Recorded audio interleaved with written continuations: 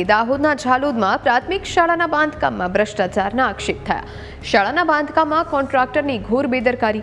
બાંધકામના કોલમમાં તેલના ખાલી ડબ્બા ગોઠવી કોન્ક્રીટનો માલ નાખ્યો। જાગૃત નાગરિકે વિડીયો વાયરલ કરતા પોલ ખુલી ગઈ છે। કોન્ટ્રાક્ટર હલકી ગુણવત્તાના મટીરિયલનો ઉપયોગ કરતા હોવાથી લોકોમાં રોષ ફેલાયો।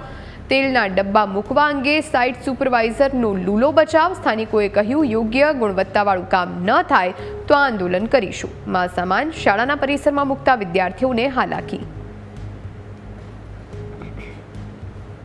અમે અનેક રજૂઆતો અને અનેક આવેદનો આપવા બાદ 3 માળની 12 ઓરડાવાળી શાળા મંજૂર કરવામાં આવી અને હાલ જે કોન્ટ્રાક્ટર છે એના દ્વારા હલકી કક્ષા હલકી ગુણવત્તાનો માલ સામાન વાપરી બીમની જગ્યાએ તેલના ડબ્બા ખાલી તેલના ડબ્બા ગોઠવી અને બાંધકામ કરવાનું મારે ધ્યાનમાં આવતા આજ રોજ શાળાની રૂબરૂ મુલાકાત લઈ અને આ ભ્રષ્ટાચાર ખુલ્લો પાડેલ છે।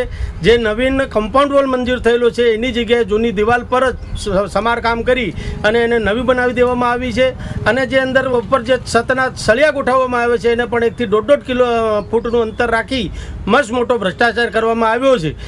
મીરાખેડી વસ્તી પ્રાથમિક શાળા જે એમાં નવા ઓરડાનું કામ મંજૂર થયેલું છે કે એની અંદર જે વિડીયો વાયરલ થયેલો છે ખોટો છે। અમે ડ્રોઈંગ પ્રમાણે જ જે પ્રમાણે જે ખુલ્લી જગ્યા સ્પેસ આપવાનો છે એ પ્રમાણે જ કામ કરીએ છીએ।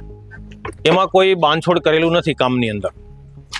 તેલના ડબ્બા મૂકવામાં આવે છે એ બાબતે શું કહેશો? એક વિડીયો વાયરલ થયો છે સાહેબ, એમાં એવું છે કે એ ઓપન સ્પેસ છે પણ અમે જે માલ સરખો રહે ભરવા માટે એની માટેનો છે। બાકી અંદર કોઈ અંદર ડિઝાઇનની અંદર પણ તમે જોઈ શકશો એ ડિઝાઇન ખાલી જ છે, એમાં ઓપન સ્પેસ જ આપેલો છે।